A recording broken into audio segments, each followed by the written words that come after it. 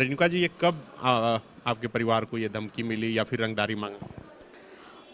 जी, जो ये घटना घटी है इसकी जानकारी हम लोगों को नहीं थी, क्योंकि उस टाइम में मैं हमारे विधानसभा में एक गेस्ट आए हुए थे, माननीय विधायक धनबाद से आए थे राज सिन्हा जी, तो उन्हीं का कार्यक्रम में मैं थी।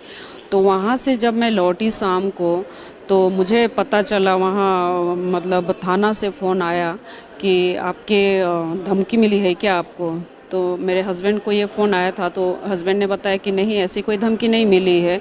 तो बोले कि आप लोग सतर्क रहें कि आप लोगों के नाम से एक चिट्ठी मिला है जो असम से कुछ है। जैसे कौन बोला? थाना प्रभारी जी ने हमें सूचना दिया और उन्होंने आपको नहीं मिला, थाना प्रभारी को? जी जी, डायरेक्ट ये थाना प्रभारी को ही मिला था कि उन लोगों को शक के दायरे में शायद कुछ लोग थे, और ग्रामीणों ने ही सूचना दिया था कि कुछ लोग संदिग्ध गतिविधि वाले कुछ लोग वहाँ रह रहे हैं, जो अभी हम लोग देख रहे हैं भैरोढाप गांव, वहाँ पे कुछ दिन से वो लोग रह रहे थे। तो ग्रामीणों को जब उन लोगों पर शक हुआ तो उन्होंने गुप्त सूचना के रूप में और थाना प्रभारी को फ़ोन किया।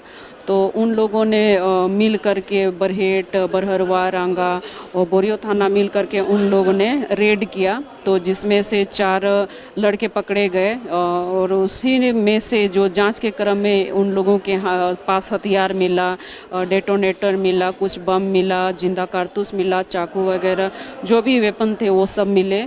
और इसके बाद एक चिट्ठी मिला जिसमें यही चिट्ठी था, उन लोगों के पास ये मिला था, और ये 7 तारीख डेट में लिखा हुआ था, 7/10/2023। तो ये उन लोगों ने अभी हम लोगों को दे नहीं पाए थे, पता नहीं किस वजह से, लेकिन शायद उनका इरादा सही नहीं था, और हम लोग चूंकि घर में नहीं मिले होंगे या घर हमारा बंद था, इसलिए वो लोग पहुंचा नहीं पाए थे, या क्या मकसद था उन लोगों का। तो ये उन्हीं लोगों को मिला, ये पुलिस प्रशासन को ही मिला।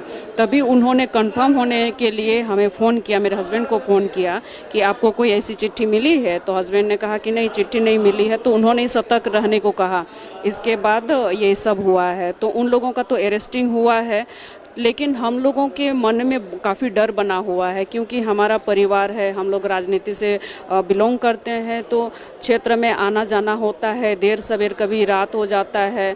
और इस तरह का संगठन कब से ये काम कर रहा है, जहाँ तक मुझे जानकारी है 2020 में भी एक ऐसी घटना घटी थी। एक व्यवसायी का उन्होंने अपहरण किया था, और बरहेट थाना के एसआई थे चंद्राय सोरेन, उनकी भी मौत हो गई उनको उन्हीं लोगों के माध्यम से। और ये भी वही ग्रुप था, नेशनल आदिवासी डेमोक्रेटिक फोर्स, यही टीम था। और उस समय वो व्यापारी जो थे, कोई साव जी थे और चंद्राय सोरेन, इन दोनों की भी मौत हो गई थी इलाज के दरमियान ही। तो इन लोगों का हमारे क्षेत्र में काफ़ी दिनों से ही इस तरह का काम चल रहा है अलग से, लेकिन मुझे लगता है कुछ लोगों को वो लोग दिग्भ्रमित कर रहे हैं। हमारे क्षेत्र में कई युवा ऐसे हैं, बेरोजगार हैं, हो सकता है किसी रूप से उन लोगों को दिग्भ्रमित करके इस तरह के काम को अंजाम दिया जा रहा है।